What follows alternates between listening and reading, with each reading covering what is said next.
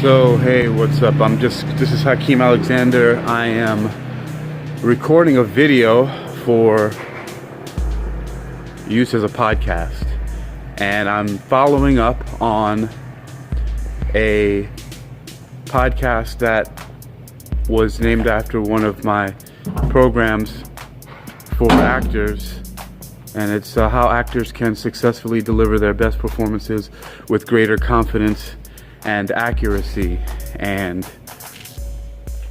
I touched on the program that I created called the emotional incubation method, or the emotional incubation process. Right now I'm here on Jinmun Island in Taiwan. I'm taking a walk back to my hotel, and I'm gonna see how well I can get this idea out and turn this into the right kind of content that'll be helpful for actors and entertainers. So, getting right into it, the idea is that what happens is that it's a form of emotional control. What happens with actors and people in general is that we tend to be led astray by our emotions on the subconscious level. And I learned a lot about the subconscious mind when I was 19 years old and first read a book called Think and Grow Rich.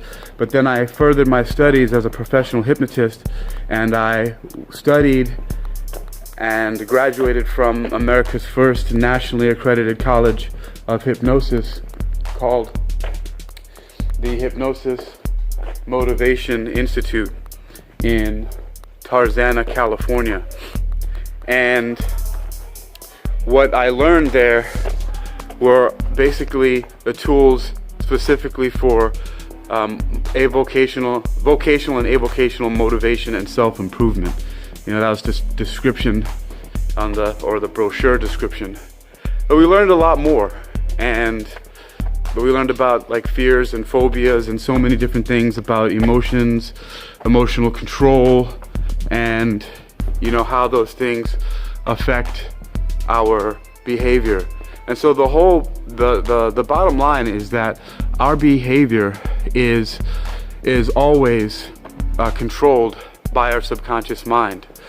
And if we don't have the right emotional content, or we're not aware of how to properly guide the emotional content, then we will tend to be steered in directions in ways that we don't want to be. So the thing about the emotional incubation process is simply this, is to find a time in your life, or imagine or think up some time in your life when you were feeling the emotion of succeeding, when you were feeling the emotion of winning, when the last time specifically for actors, for example, so the times when you really nailed the auditions and you got the call back and you were really excited about it. It was a really great acting gig and it was something that you really wanted to do and that you're excited about.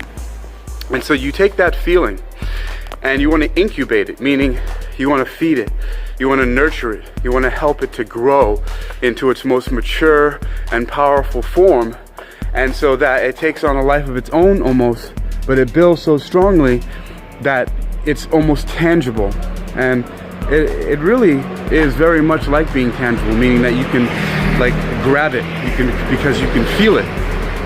And so you want to make this emotion, this feeling and everything, all the content that goes with it, so strong and so prominent that it's unmistakable when you recall it.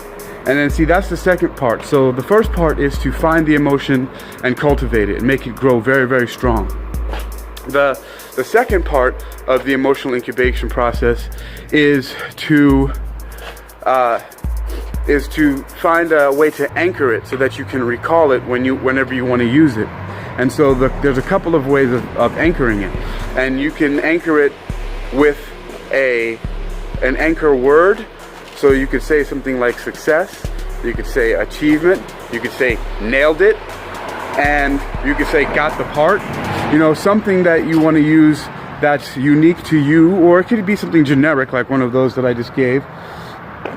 and you can say it in your head, you can say it out loud, and you can also give yourself a physical anchor. So you can tug on your ear, touch your nose, your chin, rub your eyebrows, scratch the palm of your hand, and that's another type of anchor. And the way that you create the anchor that goes along with that incubated and desired emotion that you want, the emotion of success, the emotion of achievement, the emotion of nailing it and getting the audition, that emotion of winning, the way that you anchor it is that while you're incubating it, once it grows and you get it to a really strong point, and like I said, while you're doing it, while you're growing it to that point, and when it gets to its strongest point, that's when you drop the anchor, meaning you say the word. You can say it slowly, you take some deep breaths, and you repeat it a few times. You do the physical anchor as well. You can do them at the same time, the physical anchor as well as the verbal or internal anchor that you say to yourself in your head. And so that's the way that you anchor it. So number one, you locate the desired emotion of winning, success, achievement, nailing it, getting the audition, winning, and then you incubate it. You grow it to a very powerful form, an unmistakable form, a very recognizable form, and then you anchor it with an anchor word and or a physical anchor of some kind, like tugging on the ear, touching the nose, things like that. And then what you do once you have that right there is the process for emotional incubation, is growing the emotion. So selecting the emotion, growing it, and anchoring it. Then the next part that's really important is that when you're, for example, when you're rehearsing for your part, whether it be by yourself, like you could be running lines, like for example, there was an actor that we used to run lines together. He used to get his sides for the script, and I would read one part, he would read his part, and that's how he would prepare. And so when you're doing something like that, when you're rehearsing, when you're auditioning, when you're practicing, every once in a while, you want to drop one of those anchors to recall that emotion of winning, of nailing it, of success, of getting that part. Because you want to associate that feeling of winning with the current audition, with the current project that you're working on. And the reason why this is because what you're doing is you're doing something very deliberate, whereas usually, whether we are doing it successfully or not, usually when we are auditioning and doing things like that, we are usually doing things by default. So when we're doing things by default, we, for the most time, like for example, one of the things is to more consistently achieve the results that you desire with greater confidence and accuracy. And so remember, accuracy is something that I liken to being a marksman, right? So you want to hit the bullseye over and over again. So the thing is that, an archer or a marksman with a gun, or somebody who's shooting hoops, for example, right? You are wanting to shoot as many hoops and score as many shots as possible, or hit the bullseye in the center as many times as possible. That's the accuracy that you want to get. And the more that you do that, the more confidence that you have that you're going to do that. So you build up this loop, this cycle of winning and success. And so you want to use the point of the emotional incubation is actually so that you can learn to replace the default feelings that may not necessarily be feelings of success and winning, with the feelings of success and winning and those ideas and words. So now what I'm going to do is I'm going to break down what the emotional incubation process is from what I just said, and give you the distilled version. So here's the emotional incubation process or method. So one, you want to select an emotion of winning, of success, of achievement, of nailing it, of getting the part, that feeling that you get when you land the part and your efforts have been successful in the past. And I had mentioned before in the previous podcast, even if you don't have, for example, a previous audition, like if you're a new actor, you can find something in your life that you won. It could be a game, it could be you asked out that person of interest and you got the date or whatever, something that you get that feeling of winning and success.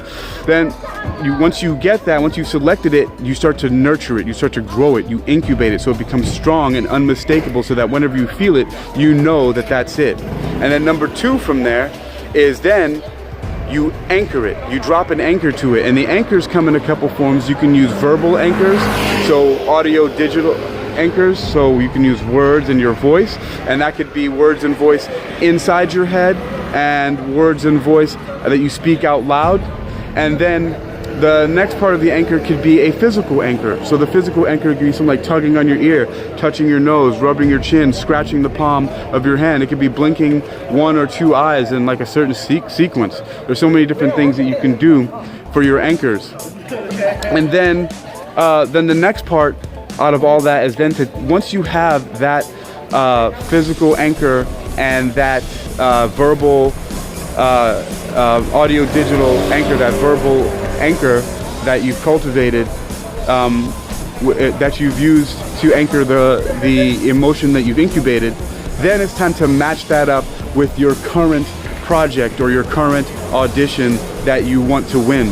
So remember, it's the reason for this is because we usually by default, and oftentimes if we're not doing it deliberately, some people do it but they're not doing it deliberately, and we want to make it more accurate. So by doing it more deliberately, so there's a process that a lot of people go through when they're winning, and they seem to be winning all the time, and these are people that have what's called unconscious competence. They're doing the right thing, but they're not doing it consciously. They're not thinking about it. And so in order to get on your way to having that unconscious competence, what you need to start doing is practicing conscious competence.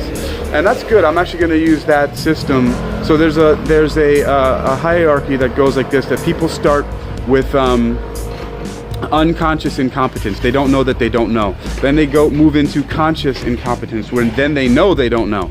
Then they move into conscious competence, where now they know that they're doing what they know, and then they move into unconscious competence, where they don't have to think about doing the right thing. And some people naturally do that, and that's where we're attempting to get you with this emotional incubation process. So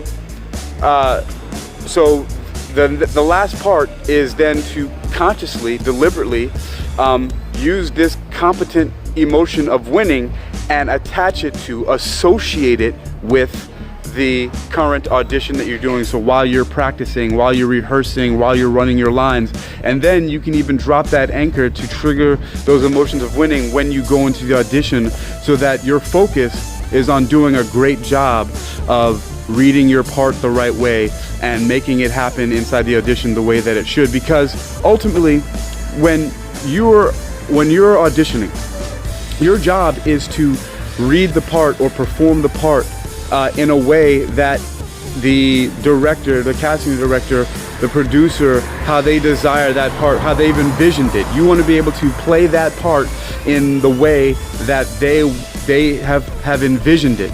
And the best way for you to be able to do that is by attaching consciously the feelings of winning and success and achievement and nailing it and landing the part and getting the call back with that current project. So again, very quick recap once again. Select that winning that winning feeling, emotion of achievement. Then you incubate it, you grow it until it becomes unmistakably real, so you can feel it, it becomes tangible. Then you drop an anchor to it. There's a verbal anchor. You could say a word like achievement, you could say success, you could say nailed it, you could say got the part. And you can also simultaneously do a physical anchor, tugging the ear, rubbing the nose, blinking the eye, rubbing the chin, scratching the palm of your hand. And then the next part is to attach that, to drop that anchor on the current situation. So while you're auditioning, then before that, while you're rehearsing, while you're running lines, while you're making recording for you to watch, you're always dropping it so that you're always attaching to it that feeling of success. And when you do that, then you're going to more consistently deliver your best performance with greater confidence and accuracy. I'm Hakeem Alexander, Hypno Athletics, Red Coin Studios, and Break a Leg. Oh yeah, I'm in Hangzhou, China. I love this place. So, do it. I mean, Dude, I'm not in Hangzhou. I'm in Taiwan. I'm in Jinmen Island in Taiwan. How could I forget that? What the heck? Anyway, that's where I be. Love it. And there's a 7-Eleven. Gonna go get some snacks.